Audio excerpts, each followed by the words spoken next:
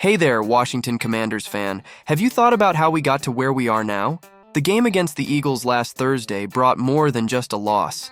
It was a wake-up call for all of us who believe in this team's potential. But that's not all. Let's dive deep into the details of this game because many behind-the-scenes rumors are starting to emerge.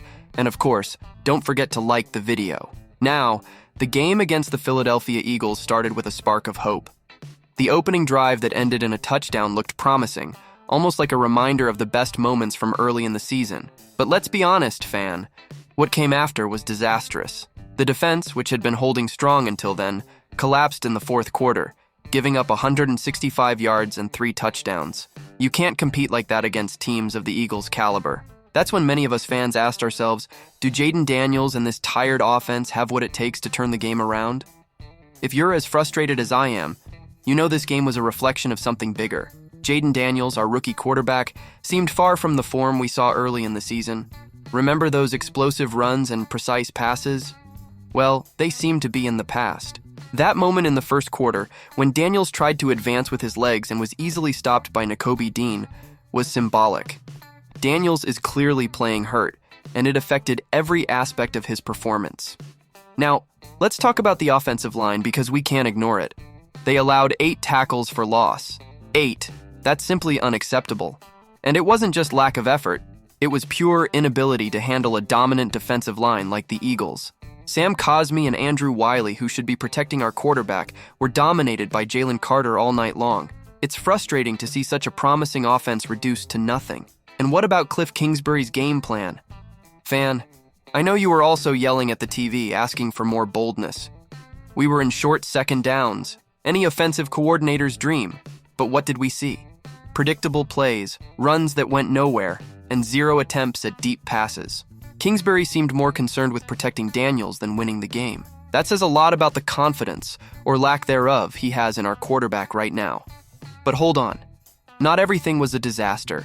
There were positives, and we need to give credit where it's due. Brian Robinson Jr. ran hard, as always.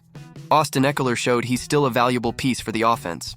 And rookie cornerback Mike Sainristil did solid work facing none other than A.J. Brown. This shows the future isn't lost, but we need urgent adjustments to transform these individual performances into a cohesive team. Now, let's talk about that decision not to kick the field goal in the fourth quarter. Did you also find it bizarre? With 8 minutes on the clock, this was the perfect opportunity to retake the lead and put pressure on the Eagles. But no, we went for a risky 4th down that ended in a Daniels fumble. It was a move that screamed desperation and lack of confidence, exactly the kind of thing we can't allow at this stage of the season. With the loss, reality hit home for the Commanders. We're at a critical moment, and the big question is, how will Jaden Daniels respond? He's facing the first real crisis of his professional career. It's time to show what he's really made of. The next 10 days will be crucial for his recovery, both physical and mental, and for the team as a whole. The good news? The next challenge is against the Cowboys, who are also facing their own difficulties. Can we turn the tide? And look, there's no denying that the mini break comes at a good time. Daniels urgently needs this time not only to recover physically, but also to reflect on his performance. We saw a player who started the season on fire, drawing bold comparisons to great quarterbacks in the league, but who now seems like a shadow of that talent. Is it just the injury? Has the pressure of the professional level started to weigh on him? These are questions we're all asking, and the answer could determine the course of the season. While Daniels struggles with his limitations, Coach Cliff Kingsbury also needs to step up. What we saw in Week 11 was a conservative, predictable, and honestly frustrating game plan. Fan, did you feel like I did? That feeling that we had tools to compete better, but they were underutilized? There was a lack of creativity, a lack of boldness, and in critical moments, a lack of courage. Kingsbury needs to use these days to rethink his approach and find ways to exploit his offense's potential, even with a limited Daniels. And speaking of wasted potential, we need to discuss the receivers. There were only 11 passes targeted to wide receivers out of 32 attempts. That's unacceptable. How do you expect to win games without actively involving your most dynamic offensive weapons? Terry McLaurin, Jahan Dotson, Curtis Samuel, players who should be protagonists, were practically spectators for most of the game. It's hard to blame just Daniels because the offensive line failed to protect him, and the game plan was limited But the truth is, this offense needs to find ways to be more balanced and less predictable. And, let's give credit where it's due. Despite the chaos, we saw glimpses of hope in the defense. Mike Sainristil held firm against one of the NFL's best receivers, A.J. Brown. That's no small feat for a rookie. And Frankie Louvu? This guy has been one of the pillars of our defense, playing with contagious intensity. But let's be honest, intensity alone isn't enough. We need consistency. We can't afford to crumble like we did in the last quarter against the Eagles. The talent is there, but the execution still leaves something to be desired. One point that keeps nagging at me is how small decisions can define a game. That field goal we didn't attempt, preferring to risk a disastrous fourth down, was a clear example of this. These choices accumulate, affect team morale, and ultimately impact the scoreboard.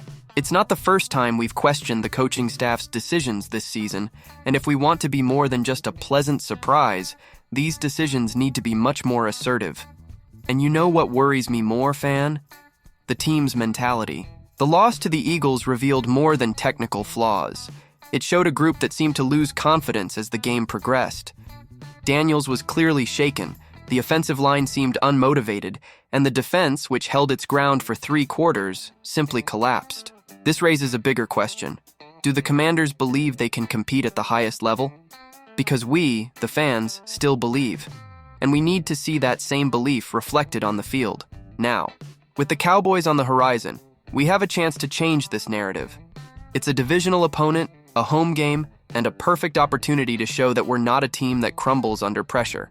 But this will require more than just words or promises of improvement. We need concrete actions. Daniels needs support, Kingsbury needs a more aggressive plan, and the defense needs to maintain consistency from start to finish.